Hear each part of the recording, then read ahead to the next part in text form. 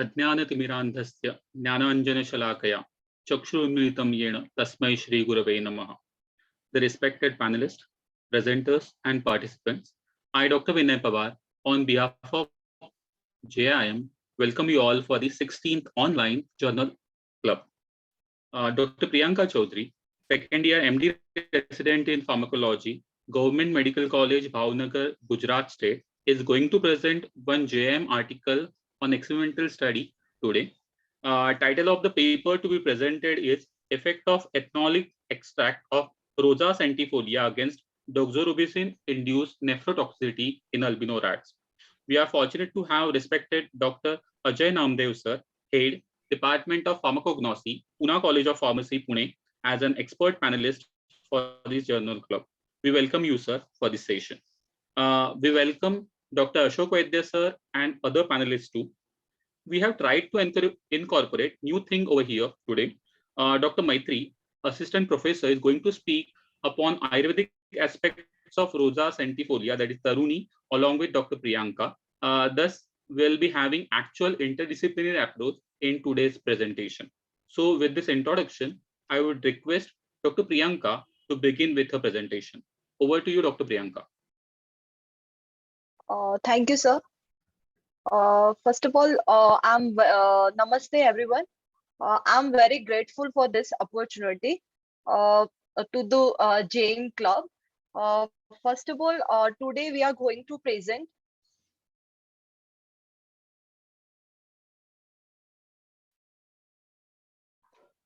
slides are not changing. Okay. So today I will be presenting the article that is effect of ethanolic extract of Rosa centifolia against the doxorubicin-induced nephrotoxicity in albino rats, which is done by the S.K. Nimble sir, Pramod C. Gadad sir, and Basavraj C. Koti sir. This article was published in Journal of Ayurveda and the Integrative Medicine in 2021 on October-December. So first of all, we will discuss this article in three parts. First, we'll present the article as such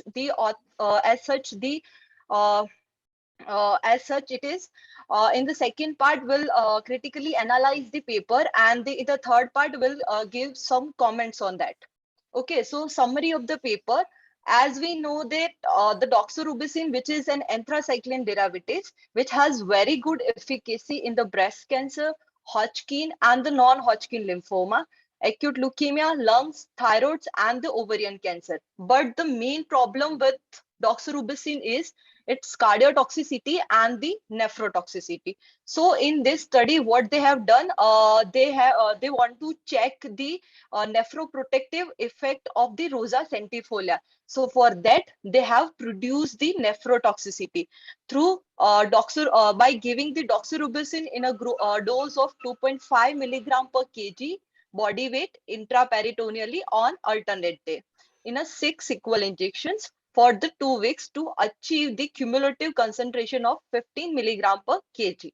Okay, in the group that are the pre-treatment group, which are the high dose of ethanolic extract group and the low dose of ethanolic extract group. In both the group, the pre-treatment with extract was given. After that, they have observed for the general parameters like body weight, food and water intake throughout the study. Also, they have examined the serum biomarkers, that is blood urea nitrogen, serum creatinine, albumin before the treatment and at the end of the treatment. They have also done the antioxidant enzyme such as glutathione, malondialdehyde level, catalase, and the superoxide dismutase at the end of this study. And also the histopathological analysis was done at the end of the study. So in the doxorubicin group, they have found that there is a significant reduction in the body weight and food and water consumption. In the serum biomarkers, there is significant increase in the blood urea nitrogen level and the serum creatinine was seen, whereas there is a decrease in the albumin level was found. Whereas in the antioxidative enzymes such as glutathione, superoxide dismutase, and the catalase level was reduced, whereas there is an increase in the malondihyde level. On histopathological analysis, they have found that there is they have found the tubular damage and the inflammation in the renal tissue. So in the pre-treatment group, that is the low dose and the high dose of ethanolic extract of Rosa centifolia.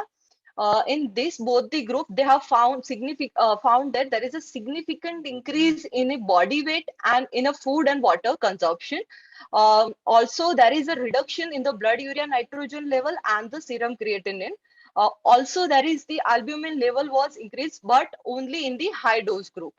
There is also increase in the glutathione superoxide dismutase and the catalase enzyme, and there is a reduction in malondihyde level. And on histopathological analysis, there is significant reduction in tubular damage and inflammation was seen. So first is background. The doxorubicin, the exact mechanism through which it is producing the nephrotoxicity is not clear yet, but one of the hypothesized mechanism is that doxorubicin produce the free radicals by utilizing the two pathway. That is, one is the enzymatic pathway and the second is the non-enzymatic pathway. And along with this free radical productions, along with this leads to the lipid peroxidation, and ultimately there is generation of reactive oxygen species such as superoxide anions, hydroxyl radicals, and the hydrogen peroxide molecules. And the organ which has less developed antioxidative mechanism will leads to the nephrotoxicity. In the kidney, it will increase the permeability in the glomerular capillary and also produce the glomerular atrophy. Also, it leads to the impairment in the mitochondrial membrane binding, creatinine kinase enzymatic activity, and the assembling. And also there is it will leads to the suppression of DNA, RNA, and the protein synthesis. So the herb, that is Rosa centifolia, it belongs to the family Rosaceae, which is found across the India. It has been used for the various disorders like cardiac and the renal disease. Therapeutic uses, the rose petals has certain therapeutic uses such as in the heart disease, wound healing, and the in the eye problems. Also, the rose oil is been useful in the aromatherapy, in the insomnia, and in the blood pressure. It has also scientifically proven analgesic activity, anti-inflammatory activity, antibacterial, antioxidant, antitussive, and the antidepressant activity. The Ayurvedic part of this Rosa centifolia will be covered by Dr. Maitri in the later. So why they have chosen particular herb for the nephroprotective study? So on literature search, they have found that the phytoconstituents like terpenoids, glycosides, flavonoids, tannins, phenolic compounds, oligomeric compounds, proanthocyanidins, saccharine matters, mineral salts, salt of malic acid, and the tartaric acid, pectin, and the riboflavin were present in this plant. So on the earlier literature has reported that the phytoconstituent like the flavonoids and the triterpenoids, which were present in the other plant, were responsible for its antioxidative activity. So, and they have proven scientifically as a nephroprotective. So this study was carried out to check the nephroprotective effect of the Rosa centifolia. Now the materials and the methods. So the ethical approval was taken from the IAC. They have used total 13 normal Vistar albino rats of either sex weighing around 150 to 200 grams for the experiment. And they have used the 6 female mice of 18 to 25 grams were used for the acute oral toxicity study. This rat were housed in a group of 6 with 12-hour light and dark cycle in polypropylene cages. The room temperature and humidity were maintained. The free access to standard laboratory CHO and the water ad libitum was provided. And these animals were acclimatized for 7 days before the experiment. Now the acute oral toxicity. So this was conducted as per OECD guideline revised draft 423. They have used the Swiss albino mice, and they have done through up and down method. So for that, what they have done, they have given the ethanolic extract of petal of Rosa centifolia in a dose of 200 milligram per kg body weight orally. Then they have withheld the food for up to 4 hours after administration of the extract. And they have observed for the changes in the general behaviors, weight, tremors, convulsion, salivation, sleep, skin, eye, and death at 30 minutes and at 1, 2, 3, 4, and 24 hours, and once a daily for remaining 14 days. Now the groups. In a group 1, they have given in the group 1, the animal have received the vehicle, that is the normal saline, in a dose of 5 ml per kg body weight orally. In group 2, that is in this group, the animals has received the doxorubicin in a dose of 2.5 milligram per kg body weight by intraperitoneal route in a 6 equal injections on alternate day for 2 weeks. In a group 3, that is ethanolic extract group, in which they have received only ethanolic extract of petal of Rosa centifolia in a dose of 200 milligram per kg body weight per orally daily for 2 weeks. For the next 2 weeks, the vehicle was administered on the alternate day. In a group 4, that is low dose ethanolic extract Rosa centifolia, that in this group they have received the low dose, that is 100 milligram per kg body weight per orally of ethanolic extract of petals of Rosa centifolia for 2 weeks as a pre-treatment, which is followed by the doxorubicin as in group 2. In a group 5, they have received the high dose of ethanolic extract, that is 200 milligram per kg body weight per orally of ethanolic extract of petals of Rosa centifolia for 2 weeks as a pre-treatment, which is followed by the doxorubicin as in group 2. After that, they have measured the general parameters like body weight, food, and water intake. They have done the enzyme assay of the antioxidative enzyme such as reduced glutathione, superoxide dismutase, and the catalase level. And they have also done the malondihyde level, which is the end product of lipid peroxidation. They have also done the serum biomarkers such as blood urea nitrogen, serum creatinine, and the albumin, and the histopathological studies were done. They have analyzed the result by using the ANOVA, which was followed by the Bonferroni post-hoc test by using the GraphPad Prism 5.0 software.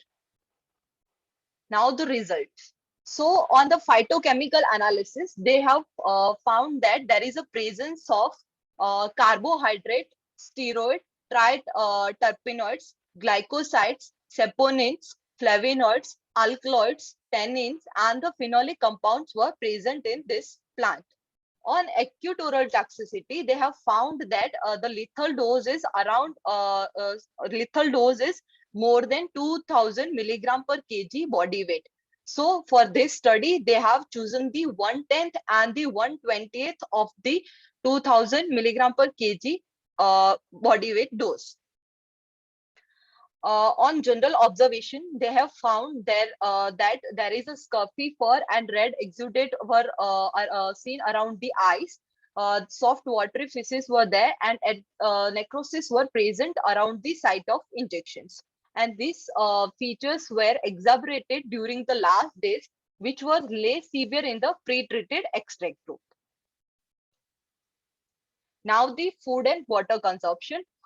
This graph is in this graph we can see the blue color suggests the food consumption, and the red color is for water consumption. So here they have compared the control group with the doxorubicin group with the control group. So in a doxorubicin group compared to the control group, there is a significant reduction in the food and water consumption. Whereas in the treatment group, that is ERC, LERC, and the high dose group, there is a significant improvement compared to the doxorubicin group in a food and water consumption. Now, the body weight. Compared to the control group, in a doxorubicin group, there is a significant reduction in the weight of the animals, whereas in the ethanolic extract group, there is no such change was observed in the weight of the animals, whereas in the high dose group, there is a significant improvement in the weight was seen compared to the control group.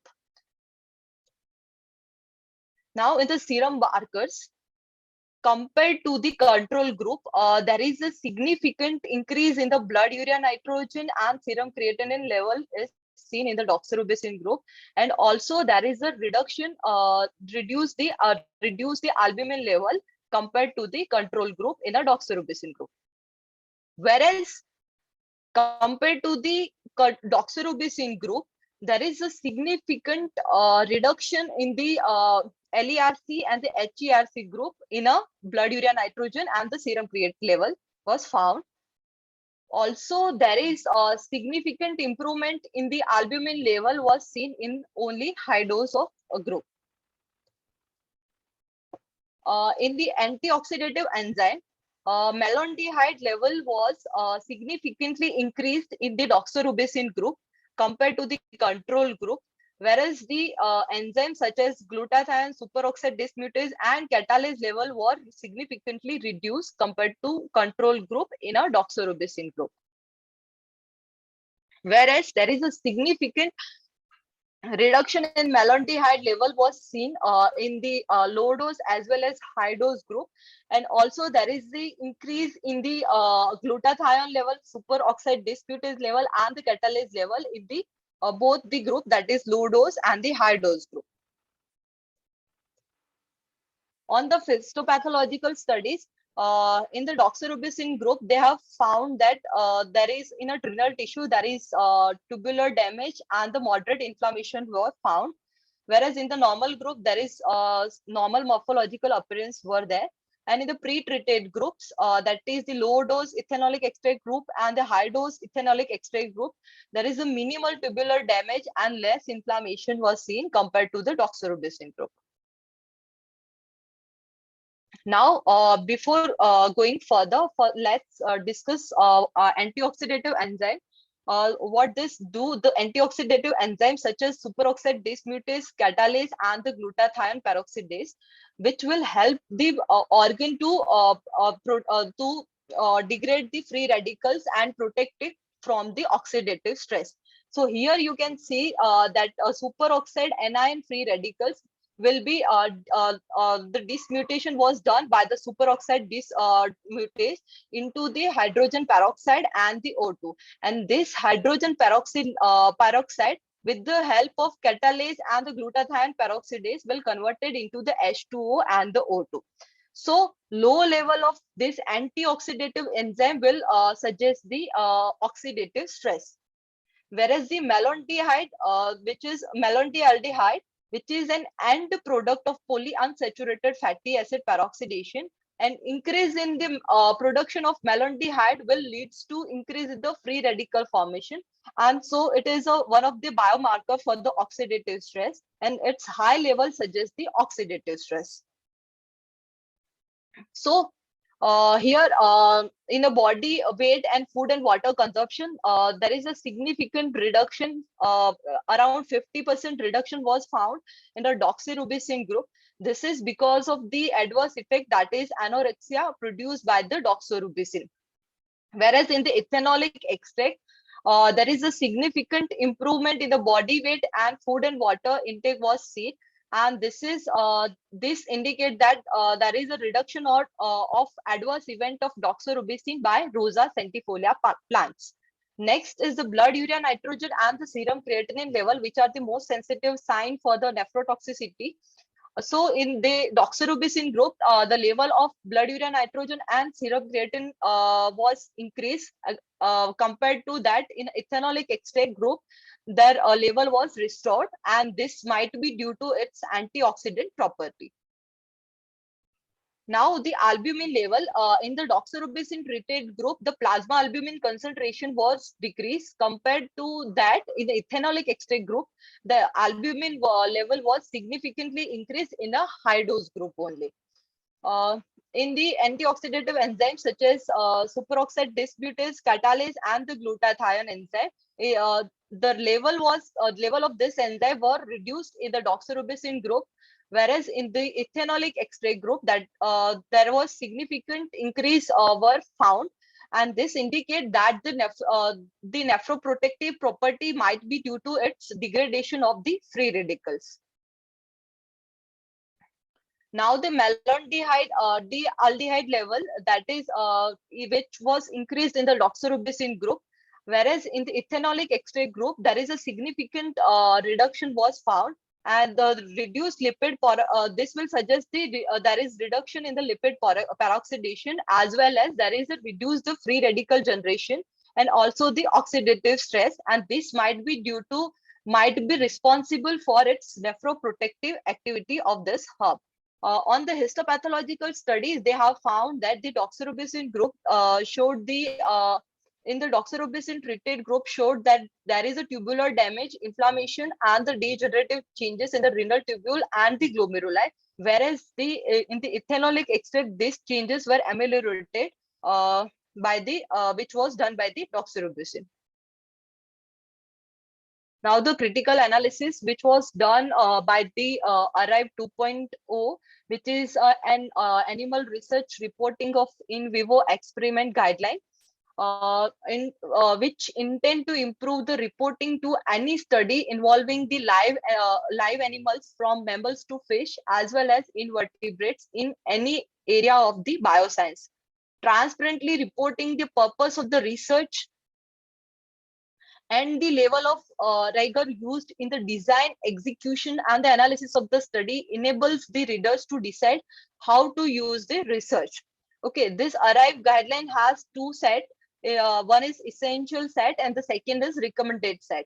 The essential set constitute of 10 points, which is the minimum reporting requirement, whereas recommended set will further context to the study described. So in this study, they have well mentioned regarding the study design. In the study design, they have mentioned regarding the groups they have compared and the experimental unit. They have also mentioned the experimental units allocated to each groups, then also the total number of animals which were used in this group, and they have also clearly defined all the outcome measures they have assessed. They have also mentioned regarding the statistical methods they have used, how they have done the analysis and which software they have used.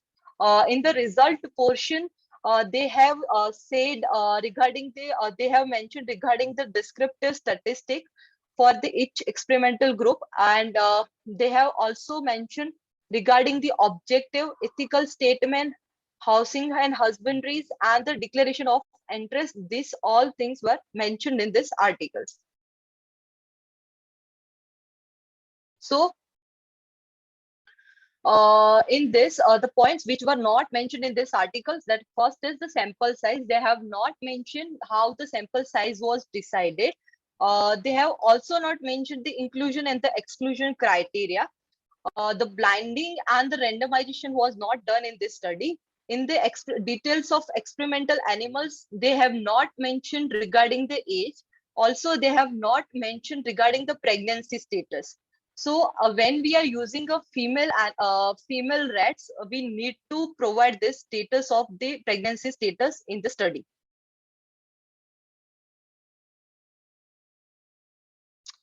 Interpretation and the scientific implications. Comment on the study limitations, like potential source of bias. Limitations of animal models were not mentioned in this study. They have also not mentioned regarding how this finding of the study can be generalized to the other species. In the experimental procedures, they have well mentioned, except for they have not mentioned regarding the vehicle or the carrier solution they have used for the doxorubicin, and also the volume was not mentioned.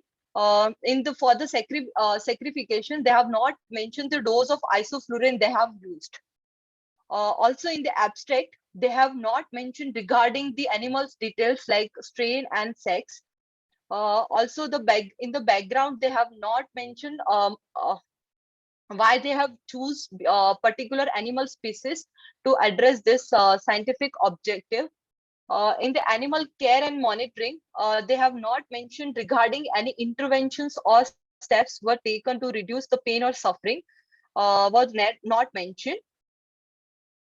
The protocol registration, this is not applicable in India because we do not have any registry for any preclinical study. The data access where you can access this data were also not mentioned. Now the discussion part.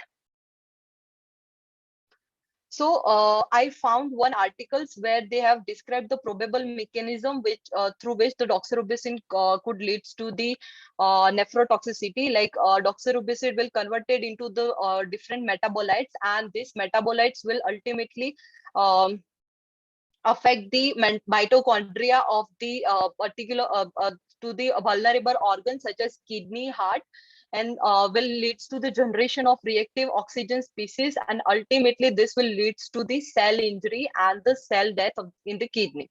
Okay, so I think they have covered all of the mechanism of oxidative stress which can leads to the nephrotoxicity.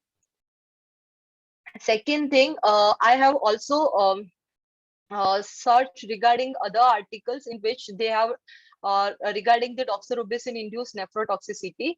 In the each articles, they have produced the nephrotoxicity by using the single dose of doxorubicin, whereas in this study they have used the cumulative dose.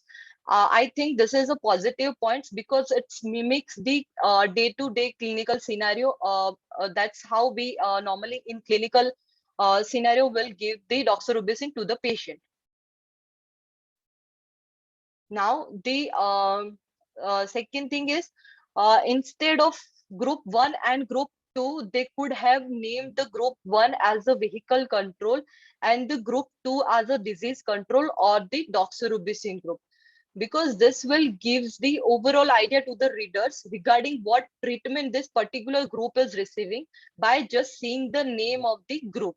And they should have also maintained the uniformity in the name of the group everywhere in the article, because in the methodology they have mentioned like group 1 and group 2, whereas in the results they have mentioned like control group and the doxorubicin group. I think they should have maintained the uniformity in this article.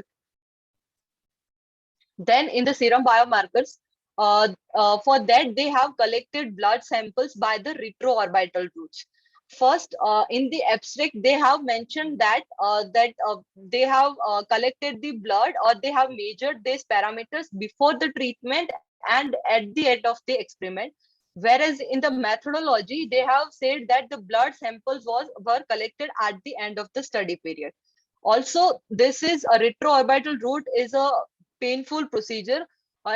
So for that, they have not mentioned the which anesthesia is used for the blood collection procedure, and also the how much amount of blood they have collected, that also not mentioned in the study. And I think if they are doing the serum albumin, why not the urine albumin level was not done?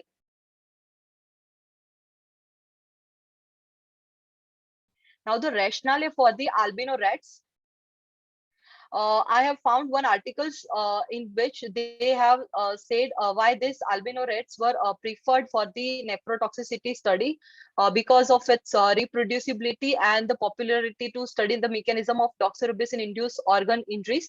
And this model emulates the structural as well as functional changes observed in the humans. Also here they have not mentioned the age, which is an important criteria. Yes, we can say the age of the rat by on the basis of weight, but it will be not accurate. So on also the older age is one of the risk factor for the nephrotoxicity, drug-induced nephrotoxicity, and aging will affect the mitochondrial function as well as drug metabolizing capacity of the liver. Also, this reporting age will increase the reproducibility of experiment. because of there is one articles where I found that because of not reporting the animal age and weight properly, more than 80% of the reported safe and effective treatment in the animal study we cannot translate it to the human. Now here in this study they have done the comparison of group 3, that is ethanolic extract group. In this group the animal has received only ethanolic extract with they have whereas here they have compared the group 3 with the doxorubicin group. So I think for the objective of group 3 here is to evaluate that to evaluate the any long-term side effect of the ethanolic extract. So I think they need to compare with the ethanolic extract group with the control group and not with the doxorubicin group.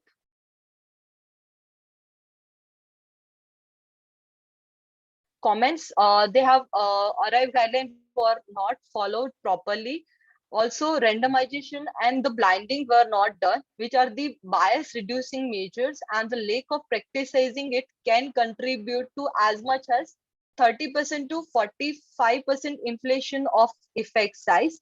Also, the title of the study could include more information, such as exactly which part of Rosa centifolia they have used.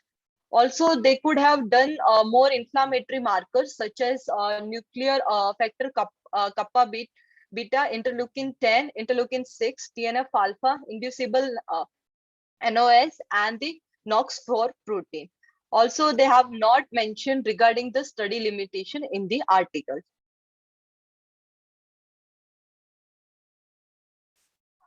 In the last, I would like to thank you, Dr. Supriya ma'am, Dr. Girish sir, Dr. Manish Barwalia sir, Dr. Charu ma'am, Dr. Vinit Pawar sir, Dr. Bhagirath sir, and the Dr. Maitri for giving me your opinion and the guidance throughout this presentation. Thank you. Thank you, Dr. Priyanka. And you have put in a lot of hard work. We have been observing this since 3-4 weeks. Every week you're working on the presentation, and your hard work is very much evident in this presentation. So congratulations to you, and you have done a wonderful job. The comments you gave, the lacuna that you highlighted here. So thank you for that. And with this note, I would also like to invite, what we did here, we got a perspective from a pharmacologist. Now we are going to move to a perspective that is going to come from a clinician. So for that, I would like to invite Dr. Maitri, Assistant Professor, Department of Kaya Chikitsa. She'll be presenting her views on Ayurveda perspective of the drug. Thank you, Dr. Charu. I would like to congratulate again Dr. Priyanka for her wonderful presentation. A very warm good evening to everyone. So today I'll be talking in very briefly about the Ayurveda aspects of Gulaba and its references in the texts of Ayurveda. I hope the screen is visible, yes. Dr. Charu? Yes, Dr. Maitri, please continue. So in the texts of Ayurveda and even in the practice of Ayurveda, we study drug or any of the dravya for that aspect in terms of 5 components. That is, the pharmacodynamics of the drugs of Ayurveda are explained under 5 headings. They are rasa, guna, virya, vipaka, and karma. So rasa means the taste, guna is the attributes, virya is the potency, vipaka is its post-digestive effect on the body, and karma is the collective effect what the drug does on the body. So going on in particular about the drug, which was the point of the paper what we discussed today, that is the Gulaba Rosa centifolia. The drug is said to be Hima, that is of cold potency, and it is said to be Laghu, that it imparts lightness to the body and it imparts unctuousness to the body. And the taste of the drug is bitter taste, and its post-digestive effect is said to be pungent. And also it is said to do the breakdown and digestion of the ama, that is undigested metabolite. And it is also said to pacify all the three doshas, and also specifically the asrik, that is blood tissue. So not only the texts of Ayurveda or Indian traditional medicine, the usage of this Gulaba or Rosa centifolia is also seen in traditional medicine of Europe and Iranian countries.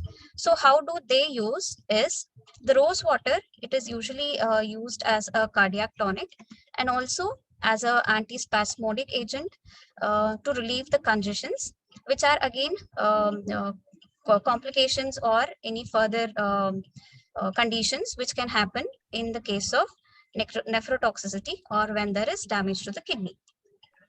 And the dried rose, it is used as a diuretic and also as antipyretic. And rose petals, which is usually cooked with sugar and honey, are used to cool the mind and body. And the rose hips, these are the aesthetic fruit parts of the plant, is used as blood purifier. So coming on to seeing some of the evidences for these pharmacological activities which are used in the traditional medicine.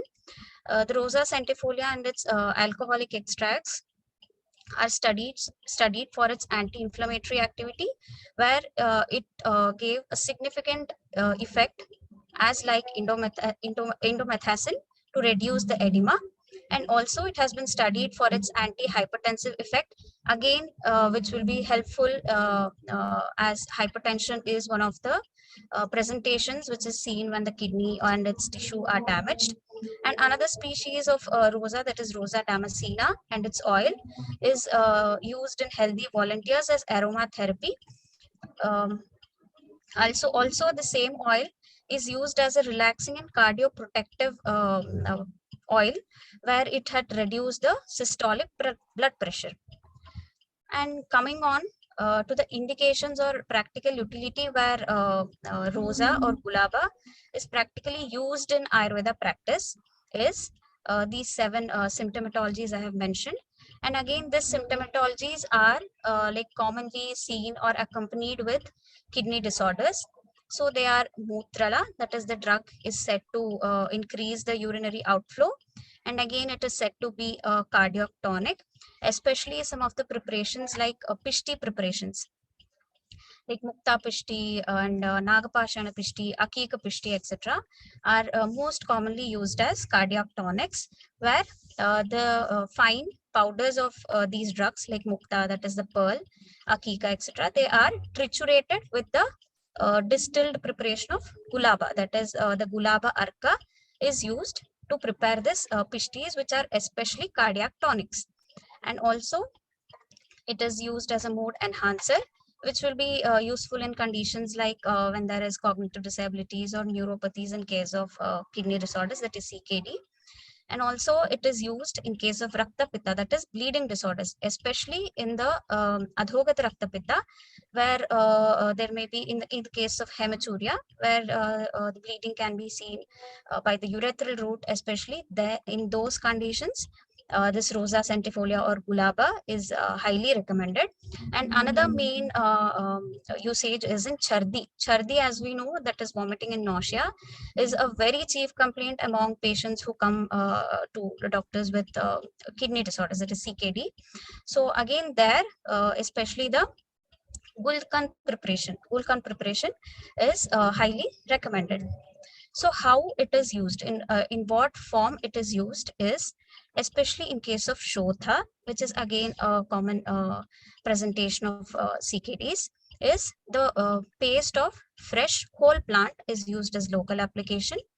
And in Swedadikya, where again there is a loss of homeostasis in the fluid balance, in those conditions, the dried floral parts is used for gentle rubbing. And in case of any pyroxyl condition, which are due to any concomitant or acquired infections in the kidney diseases, where there have been any concomitant or acquired infections, in those cases, if pyrexia is a complaint. In those cases, gulaba jala is used to wash face and extremities so that it brings down the body temperature. As I told, it is the same Pishti Kalpana, which is a special preparation which is explained in Ayurveda text, where the Sukshma Churna is triturated with the Gulaba Arka, that is distilled preparation of rose flower. And this was about what we already have in texts of Ayurveda and what we already practice in Ayurveda. So what is the further scope and utility for Ayurveda practice that we can take from the present paper? Like what the paper which is presented today, how can it help further for an Ayurveda physician to treat in clinical setting in a better way? Like today's paper discussed about ethanolic extract of Rosa centifolia to alleviate the nephrotoxic effects. So the ethanolic extract here, we can talk about the Arisht and Asava preparations. These are the special dosage forms which are mentioned in Ayurveda texts, which are the alcohol-based preparation formed after a proper procedure of fermentation. So again, this is an area to be explored where we can see till what extent we can reproduce the result what we have seen in this paper, where the Asava preparation of Gulaba can be used in a clinical setting. So it is a question to be pondered and tested upon. Another point what we have to see is this paper, it has become a new source of preliminary evidence for treating diseases of Mutravaha Srotas. So Mutravaha Srotas in Ayurveda, it is explained as a broader heading of urinary system. So this paper has become a new preliminary evidence from which we can take will this drug be useful in treating any other Mutravaha Srotas disorders, like it can be any urinary tract infections or like outlet blockage syndromes, or in case of renal calculi as well. Is it helpful? So this is the question what we have to ask ourselves as Ayurveda physicians. And coming to the Srotas part, Srotas in Ayurveda, these are the channels where the whole metabolism and transformation process happens in the body. So Mutravaha Srotas and its moola, that is its root where it starts. So the root place the Mutravaha Srotas starts is told as Basti.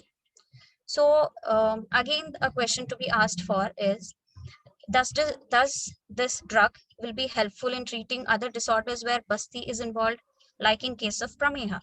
Like as Basti is told as a seat of damage in case of Prameha, will this drug be useful even there? We have to check upon. And also, this Mutravaha Srotas is a main component to maintain the fluid homeostasis in the body. So just like Mutravaha Srotas, other Srotas like Rasavaha and Swedavaha Srotas, that is the basic metabolism and the like sweating, that Swedavaha Srotas, even they help in maintaining the fluid homeostasis. So again, we can test upon and check whether these drug will also be useful in treating the disorders of these Srotases also. As we know that the Basti, what is the seat of Mutravaha Srotas, is made of Meda and Rakta, that is the lipid tissue and the blood tissue.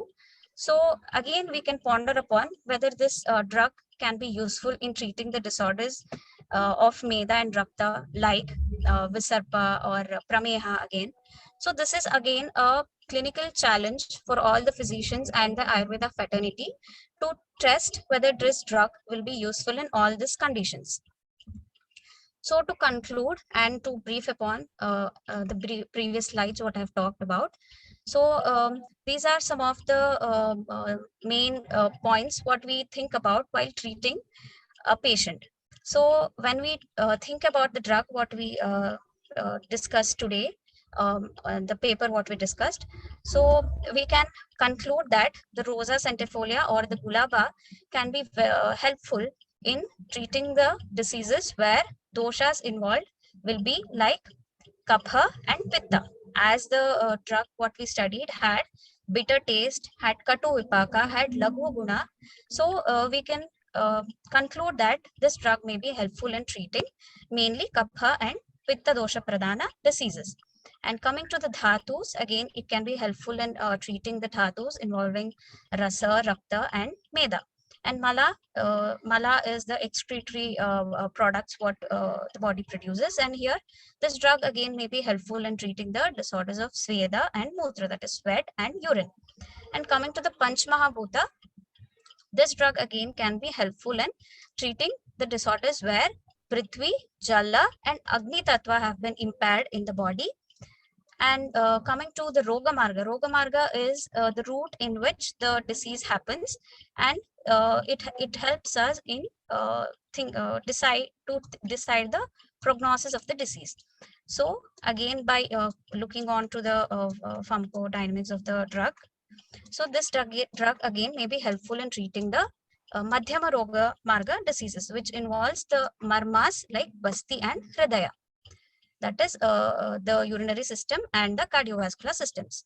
And finally, coming to the Srotas, as we had discussed earlier, again, this drug may be helpful in treating the disorders of Rasa, Rakta, Meda, and Mutrava Srotas. Again, this is a conclusion what we have drawn by going through the article what we discussed today, and also by going through the pharmacodynamics or the rasa panchakas of the particular drug. So again, this is a greater challenge for us, the Ayurveda doctors, to how well we can implement and translate this result what we have got through this particular study into clinical practice.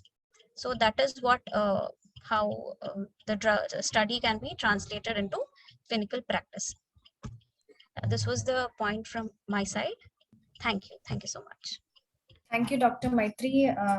That's a very important contribution made by you, the way we bridge the laboratory knowledge to the clinical knowledge. It's very important, and thank you for the insights.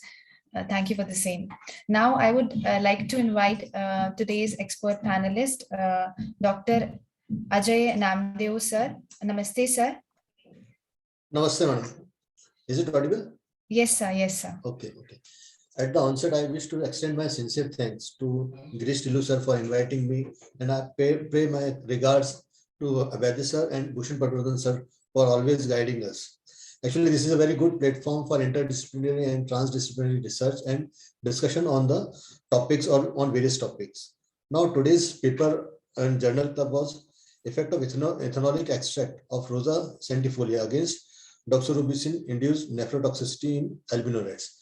I congratulate Priyanka for very good and hard-working inputs for presenting this paper, and also Maitri madam for giving the Ayurvedic concepts of Gulab and various aspects, how Ayurvedic knowledge and the pharmacological inputs can be utilized for the development of a drug.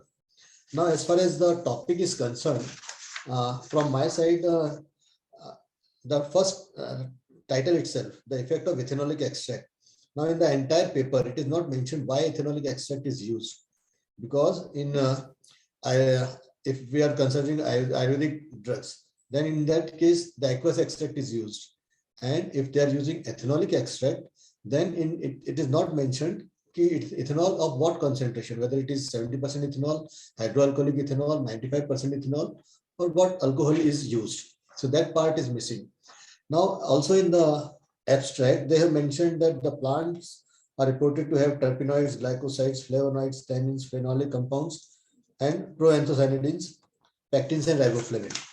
Whereas in the materials and methods, they have tested for some phytochemical analysis using Molish reagent, Shinoda, Lebermans, and ferric chloride, etc.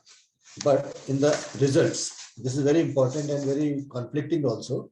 They have mentioned that phytochemical investigation showed the presence of carbohydrates, steroids, triterpenoids, glycosides, saponins, flavonoids, alkaloids, tannins, and phenolic compounds all together in alcoholic extract. It is not possible. Theoretically, it is not possible. Why? Because the polarity of alcohol is entirely different, and the polarity of, say, steroids, carbohydrates, triterpenoids, glycosides, saponins, alkaloids, tannins, all are different. So, like polar compounds will go in polar solvents, non-polar compounds will go in non-polar solvents. Alcohol is somewhat semi-polar.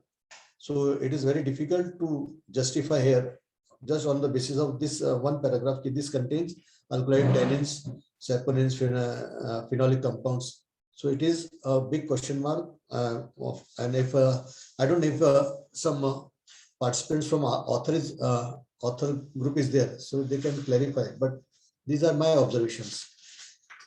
Then again, they have decided why pre-treatment is done, or why pre-treatment of roxadrobacin is done for this study instead of giving one time. So as Priyanka also mentioned, that one-time dose is instead of one-time dose, the repeated or cumulative dose is better.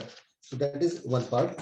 And again, in Priyanka, in your presentation, in slide number 7, you have used flavonoids. Flavonoids is no term for phytopharmaceuticals. It is actually the flavonoids, either glycosides or flavonoids. So you use new term flavonoids. So that is there. Again, when they are making the groups of animals for grouping the studies, so they have used 3 male and 3 female females in group 2. How is it possible? Because generally, whenever we perform animal studies, so we keep the either sex of animals in one group. If they are there, so how it is to be controlled by breeding and this sort of thing. So it is to be proper grouping is very much required.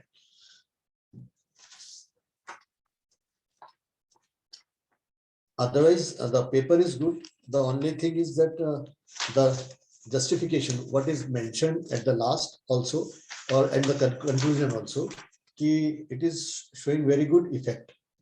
Though it is showing good effect, but only concentrating on the alcoholic extract and no reductionist approach is there. If it is holistic, then aqueous extract is also good. So that justification is, from my side, is the key, say, answer to be asked, or that's to be discussed. And here again, they have suggested that the elucidation of cellular and molecular mechanisms are to be understood from this Rosa centifolia.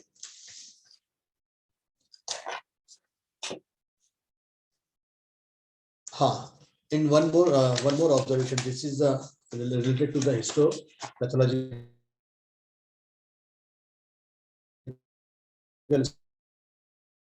studies.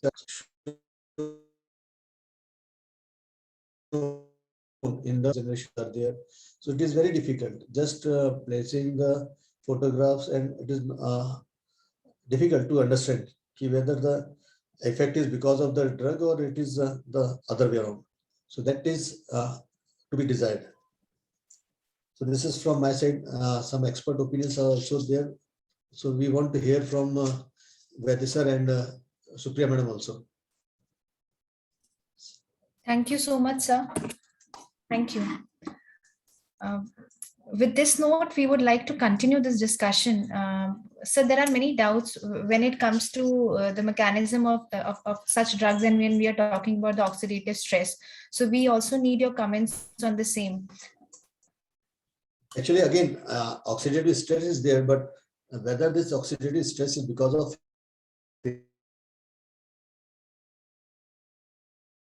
knowledge be used in the extract, that plays a very important role, because only just using extract or the purified extract is not going to suffice our justification. So if we say that, okay, our extract contains good amount of flavonoids or good amount of, say, antioxidants, then we can correlate that term with the oxidative stress. So that is again the observation there. Thank you, sir, for clarifying this. Now, I would like to invite Dr. Manish Barvalia, sir, MD Pharmacology, scientist in ICMR, National Institute of Traditional Medicine, and his expertise area is pharmacognosy, medicinal plant biotechnology, and tissue culture. So we would like to hear your comments on the same, sir. Namaste, sir. We welcome you. Yeah, namaste. I would like to make some correction here. Actually, I am not the expert from the field of pharmacognosy, plant biotechnology. Okay. And actually, basically, I am medical pharmacologist. And recently I joined ICMR NITM and just enter into the field of traditional medicine and recently only. So I am not the expert of this field. I am basically dealing with the field studies here in ICMR NITM. So I am the medical scientist here. Okay, so this is actually very new area for me. So it will be difficult for me to give an expert comment. But being in ICMR NITM, I come across this program of JM. And as I was previously working in the same department where Dr. Priyanka is now studying, so I forwarded this advertisement to the students of this department and asked them whether if they are interested in this activity, they can go ahead with this, because I know many of dignitaries now because of entering into this ICMR NITM, because Dr. Supriya Bhalerao madam, she is our pre-SAC member also, Dr. Bhushan Patwardhan sir, who is vice chairperson of our SAC committee of ICMR NITM. And I attended one conference at Pune Bharati Vidyapit, and I met this Dr. Ajay Namdev sir during the conference of Society of Ethnopharmacology. Also, I think I have heard about this Dr. Ashok Vaidya sir and Girish Tillu sir also from our director sir, Dr. Roy sir. So now I think all the dignitaries are familiar to me. Previously, before 6 months, definitely I was not knowing the name of any of such dignitaries because I am new to this field. But when Dr. Priyanka approached me that her article got selected for this activity, she shared the article, and we read the article and discussed few of the comments on. That was the part. And this regarding this, Dr. Ajay Namdev sir mentioned about that cumulative dosing of this doxorubicin. So most of the time chemotherapy is given in cycle, and that's why to mimic that clinical condition, I think authors may have tried this cumulative dosing of doxorubicin. That was the point. And otherwise article was good for me, and there were a few minor comments from my side that that Dr. Priyanka has already covered, so I'll not be going into the details of this. So other things are new for me, so I will not be able to comment upon. Thank you. Thank you so much, sir. Thank you. Now I would like to invite Dr. Supriya madam for her expert comments on the same. Namaste, ma'am. Namaste, Charu, and thank you for inviting me. Basically, Priyanka, first of all, congratulations to you. You presented very nicely and you have covered almost all points. Thank you, ma'am.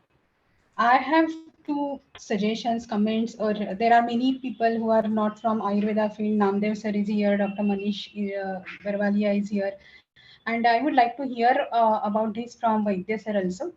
My first comment is there are arrive guidelines. I agree with that. The guidelines are for animal experimentation, but whether these guidelines are mandatory and whether we can follow them for each situation, each study, that is something which need to understand. Because sample size calculation, you mentioned Priyanka, but generally we Yes. know that for the animal studies, we do not calculate sample size. We take it conventionally, 6 animals per group or like that. And if we have something some disease is to be induced, and that induction may going to take some animals more, like not in every animal the disease will be induced, then we take some more animals, and that is something which we mention in the article. So I really don't know, I really cannot comment like whether these arrive guideline can be followed in each and every instance of animal study and whether it is necessary for everything. And again, in the arrive guideline, there was a point like data access, and you said that it is not mentioned anywhere and data access has not been provided. But I think it is based on journal's viewpoint also, whether the journal is asking for other data access. And if yes, then I guess the additional data can be provided. So we need to think from this perspective about arrive guidelines. And the second thing is about Rosa centifolia. When we had discussed this paper some time back, I have also I have mentioned to you about that. And Dr. Maitri, what she presented from Ayurveda perspective, I couldn't find that there is any direct reference about nephrotoxicity. There is a reference of cardio tonic about Rosa centifolia that is called as Taruni in the Ayurveda. So that kind of direct reference about nephrotoxicity is not there. So my suggestion was like, if and when we are selecting such plants for research, if we take into consideration the Ayurveda pharmacology beforehand, then maybe such experiments will be more fruitful and more useful, because this particular use, nephrotoxicity, has not been mentioned in Ayurveda for Taruni. So if we select some plants which are based on Ayurvedic judgment or Ayurvedic knowledge, Ayurvedic pharmacology, then that will be a more fruitful exercise. And whenever pharmacologist or pharmacist, I am sorry to say this, but when they work, I many times feel like, why this particular plant? Because there is no rational, or of course we have to add new plants into Ayurvedic pharmacopoeia, but then they have to be added based on Ayurvedic pharmacology, Ayurvedic wisdom, and Ayurveda knowledge. So these were my 2 points, Charu. Once again, thank you so much. Congratulations, Priyanka. And even Maitri, you have presented very nicely. Only one thing, Maitri, which I would like to ask you, there are comments also in the chat box, and they are right, because Taruni is a name of Rosa centifolia in Ayurveda. So gulab word is not seen in Ayurvedic textbook. That is one thing. And you were saying like mutravah srotas, whether we can use, but nephrotoxicity is a area where the authors have worked, and we know that nephro or kidney is a mool of medovah srotas. Though indirectly, directly, we can relate it to mutravah srotas, but this paper cannot provide a preliminary evidence for work on mutravah srotas. Because the paper focuses on Medo Hasrotas Mulasthan. So that is another point which I just wanted to make. So thank you once again. Thank you so much, ma'am. Thank you. I would also like to invite Dr. Geeta Krishnan sir for his expert comments. Namaste, sir. Namaste. Thank you for inviting me. In fact, it was a wonderful presentation, both by Dr. Charu as well as by Dr. Maitri.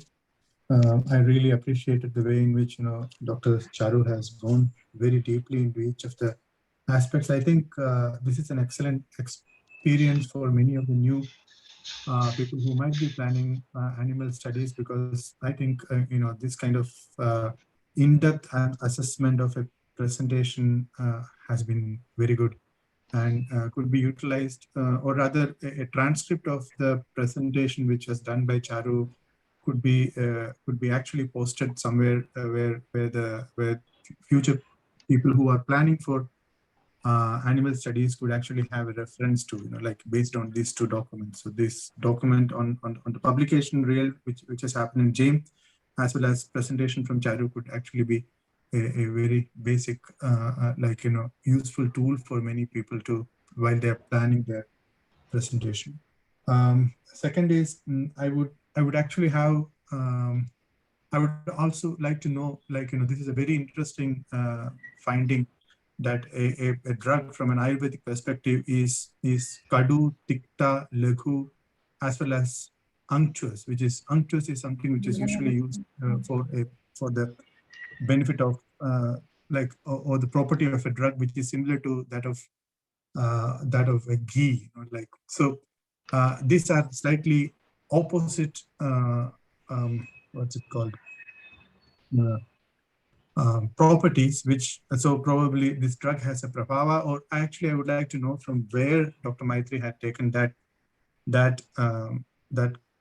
what's it called, that property of the drug as so and so, has it been really an Ayurvedic textbook, or has it been something which she had identified from some other textbook or other books or other possibilities.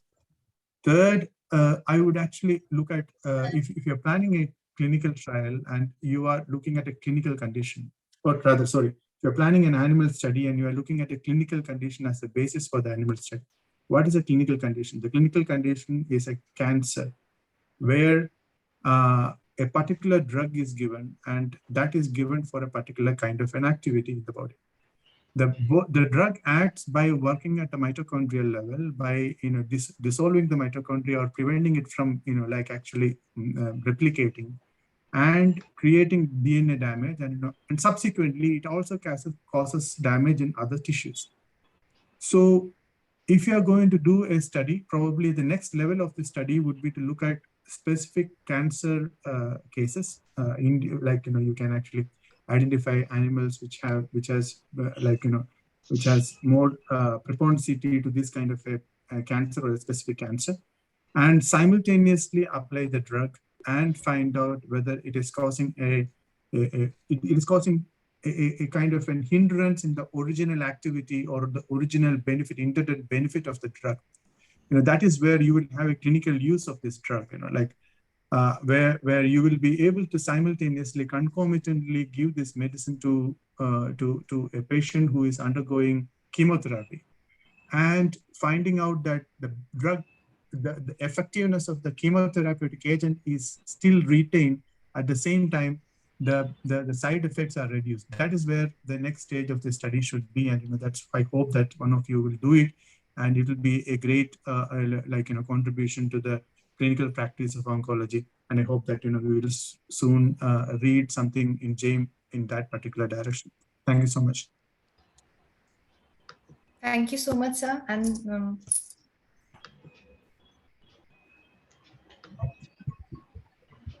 thank you so much, sir.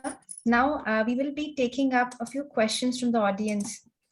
And sorry to correct you, sir. Dr. Priyanka Chaudhary. I did not know I was not to be asked any comments or questions. Charu, because I have a meeting at 4 o'clock, another meeting. Ji.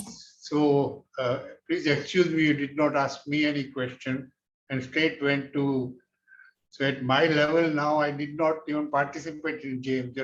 All of you are doing wonderfully well. Okay, sir. Ji.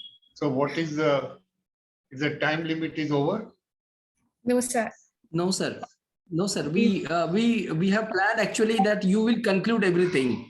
So I have another meeting at PIC, which is on environment, and wonderful lectures by PIC Pune actually. So I have only two things to say. Priyanka, there is no blinding in animal studies. How do you blind an animal that you are receiving placebo or you are receiving this? Unless you have some really new research done on that area. So blinding is never part of animal experiment. And now randomization is also debated, as was told by Supriya, because essentially you have to have larger sample size and you have to collect in a particular body weight or an age of the rats.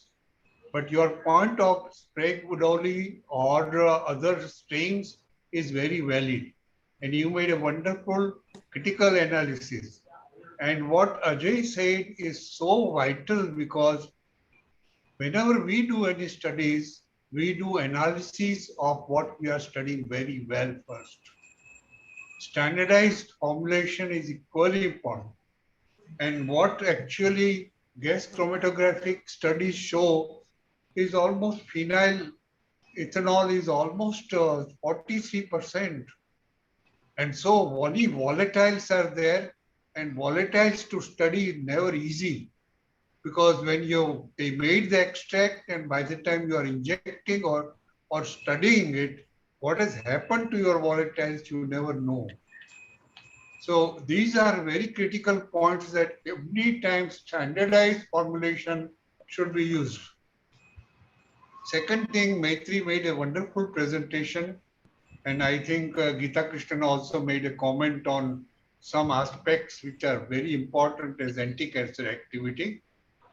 But I felt that she equated ethanolic extract with aso, which is not true, Dr. Ajay, because we know very well when you do fermentation, the molecules change immensely. So I would request that you should always do the pattern of alcoholic extract in terms of GCMS-MS or LCMS if they are not volatile, and then also do the ASO analysis similarly. And I would request Dr. Ajay to really take this up along with Girish, because this to me is a very important point in today's debate. But I congratulate both Priya and Dr. Maitri. And Charu, thank you for allowing me a few minutes. I have to go to another meeting. Thank you. Thank you so much, sir. Thank you. Moving forward, I would like to. So we have something for you, Priyanka. This is the certificate of participation, and we congratulate you for the same, for presenting this research article on the date and from JAIM. And thank you so much. Thank you, ma'am, for giving me this opportunity. Thank you, Dr. Priyanka. And I would like to share that we upload every meeting on YouTube, and this is the channel and the link for the video, as you can see in your chat box. And we also invite participation from PG students, researchers, faculty as a presenter for the next journal clubs. You can mail us the articles that you're interested in at the mail ID editor.jaim@gmail.com with the subject Linus participation in JAIM Journal Club. And thank you so much for being here.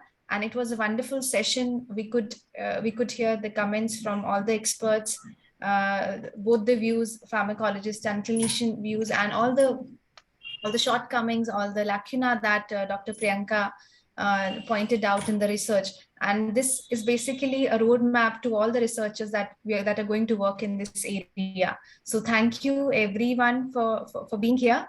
And I would also like to announce that the next journal club, our presenter will be Dr. Maitri, and she will be presenting on 19th of March.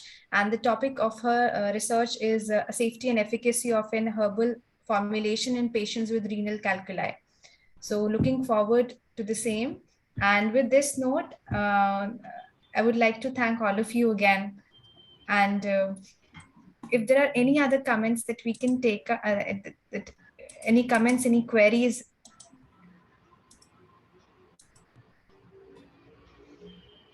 Yeah. Okay, there's one question by Dr. Amit. Can we think of a per nasal route of rosa for prevention of nephrotoxic effects, as this plant produces effects through smell? Thank you, Dr. Amit, for this question. Amit sir, this is a wonderful opportunity and very good idea. That can we use rosa for through nasal for nephrotoxicity? So a very good topic for work on. So we'll just plan on that, and we can have a separate discussion on that anytime.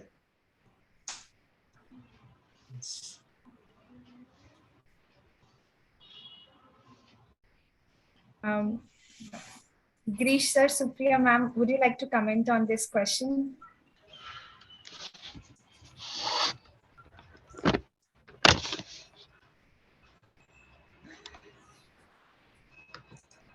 Supriya ji? No, as Ajay sir said, we can have a separate discussion on this, because whether it will be really helpful in nephrotoxicity, this particular formulation, that would be a question, debatable question. So we can have a separate discussion sometime on this particular topic. But as of now, I'm not very sure about this.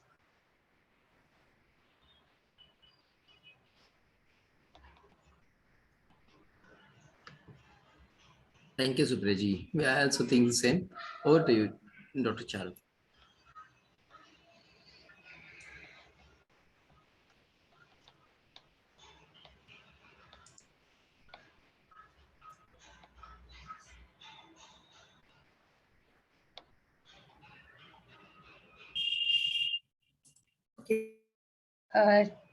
Charu, there were some questions in chat box. Have we taken them?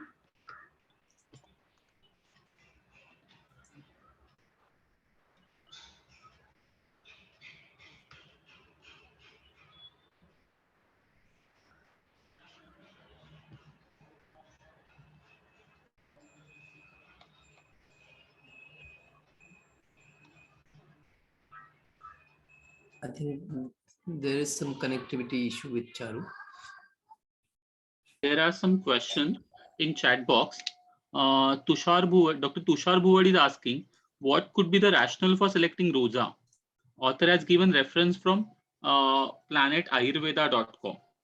So do we have any rationale for selecting Rosa? Have you find out, or Maitri find out and has found out any reference for the same or rationale for selecting Rosia centifolia?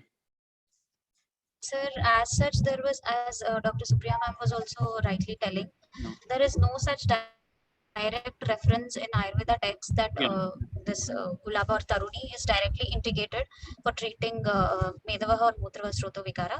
But there were references that is telling, indicated and show that is any kind of edema or as in case of Hridroga. Not direct reference, sir. I could not find any direct reference. Thank you, Maitri. Like Dr. Reshma Sanil asks that how far can we apply our knowledge on Taruni Gulab to this hybrid drug Rosa centifolia? Supriya madam. I think Ajay sir would be a better person to answer this question because Taruni may not be exactly Rosa centifolia or whatever they have used is not a plant which is described in Ayurveda. So Ajay sir is a better person to answer. Okay. Ajay, madam, it is again dependent on the what are the phytoconstants present in Taruni and Rosa, because they are going to play the role. So we have to just check out whether the Desi Gulab or the Rosa is having the desired active constituent for the activity, or the other plant, the hybrid variety, it shows. So again, phytochemical profiling is required to go further. Thank you, sir. So these are the questions. One question is there in question answer also, that Pitta Dushti. Somebody was asking question about Pitta Dushti. How Pitta Dushti or Rosa centifolia, how can we conduct animal studies on Pitta Dushti, in which Rosa centifolia may be useful part. So can we throw light on this question also? Hello, Girish sir. Yes, as I said, means if you, what is the objective of this study? If we want to study general Pitta Dushti Lakshana, and then what is the effect of Rosa centifolia or any other drug, we can directly go for clinical study, because not everything, animal studies is not required for each and everything. But we can also explore mechanisms or what we cannot do in human studies that can be taken up for animal studies. Thank you, sir. So we come to the end of the presentation of the Journal Club today. I would like to say thanks to our chief panelist, Dr. Ajay Namdev sir, our mentor and guide, Dr. Ashok Vaidya sir, Supriya madam, Girish sir, Manoj sir. Then we have all the participants. Many thanks to Dr. Priyanka for this wonderful presentation and critical work on the article. Dr. Maitri for her presentation on Ayurvedic aspects of Taruni, and JIM team who is organizing the meeting or who is giving technical support to our presentation. One more thing I just want to add, that if anyone wants to present their paper in the, as Charu ma'am already said, that if you want to present paper in this journal club, you can send 3 papers of your choice to JIM link with the participation in JIM journal club. So we can go through those papers also. Charu madam has already given you information regarding next month's presentation. It will be, journal club will be conducted on 19th March 2022. So be there. You'll receive email regarding this beforehand. Okay, thank you. Thank you. Thanks a lot to all of you. Thank you, sir. So I declare that the meeting is over. Thank you. Thank you, sir. Thank you. Thank you, sir. Thank you. Yeah, thank you.